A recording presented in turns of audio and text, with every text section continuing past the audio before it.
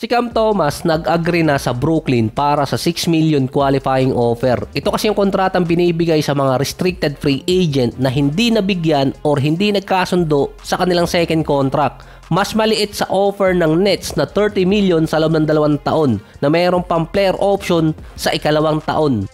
Mas safe ang kontratang ibinigay ng Brooklyn na 30 million kumpara sa isa pang offer na 1 year 9.5 million na mayroong bonus pa. Pero tinanggihan nyo ni Cam Thomas. Automatic din naman na magiging unrestricted free agent si Cam Thomas kapag natapos niya yung 1-year contract. Kaya parang no sense na hindi niya tanggapin yung isa sa dalawang offer. Ang kinuha kasi niya yung 6 million na qualifying offer na no trade clause pa. Umaasa si Cam Thomas na magkakaroon siya ng strong season sa 2026 para pagdating ng next summer, meron kasi doon 10 teams na may malaking salary cap na pwede makapag-offer sa kanya ng malaking kontrata. Kasama kasi yan sa report ni Sham.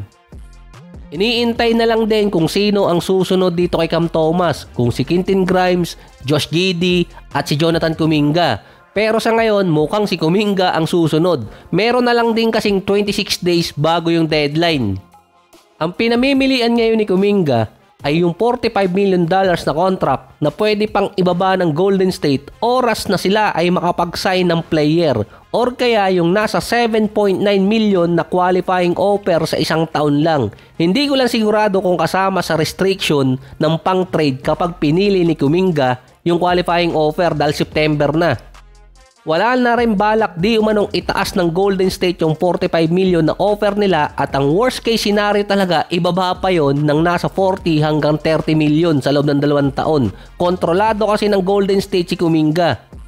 Para siyang na-detain at hindi siya makaalis. Nasa kanya rin naman kasi nga to the moon ang hinihingi niya. Kapag pinirmahan kasi ni Kuminga yung 2-year contract, until next year siya pwedeng i-trade dahil hindi naaabot ng trade deadline ng February. Kapag kinuha naman niya yung qualifying offer, may chance na ma-trade siya ng Golden State bago yung deadline.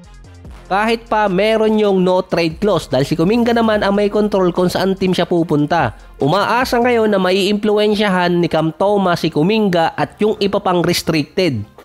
Nagkaroon na rin di umano ng pangako kay Kuminga na magkakaroon siya ng 25 minutes per game kapag bumalik siya sa Golden State dahil si Steve Kerr heavy na nagre-rely sa kanya mga veteran. Veterano na rin naman si Kuminga.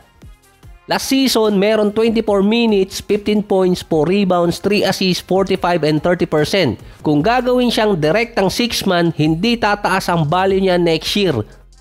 At wala rin naman choice ang Golden State kundi gamitin talaga si Kuminga sa rotation. Ang panibagong report ngayon, anticipated na kukunin na ni Kuminga yung qualifying offer ng Golden State dahil wala na siyang choice.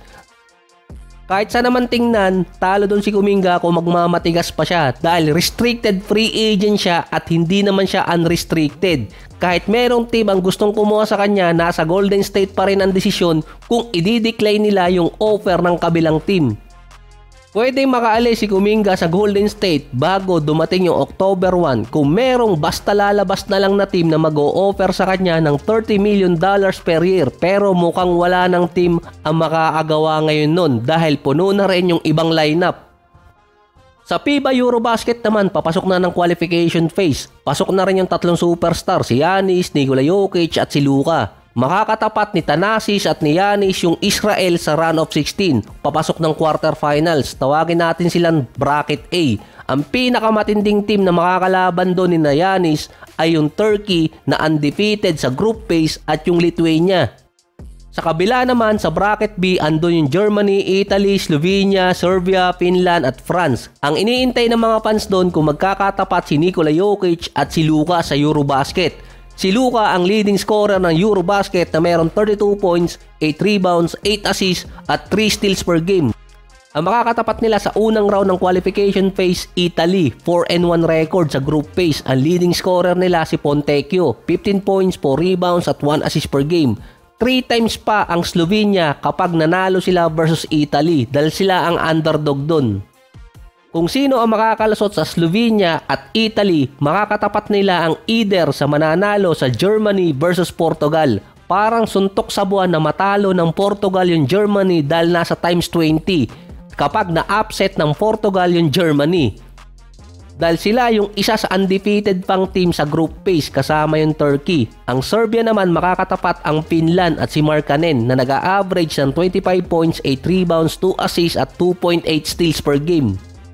Si Nikola Jokic naman sa Serbia meron 20 points, 9 rebounds at 4 assists per game. Parang normal na tao yung stats niya ngayon. Kung sino ang makalusot sa dalawa or mananalo, makakatapat naman yung mananalo din sa pagitan ng Georgia at France. At yung France ang isa sa mga contender sa Eurobasket. Yung iniintay ng mga fans na bakbakan ni Jokic at ni Luka sa Eurobasket ay kung pareho silang aabot ng semifinal sa kanilang group phase. Na parang mahirap mangyari ngayon yon dahil nga nasa bracket ni Luka at Jokic yung malalakas na team or mga contender na team sa Eurobasket.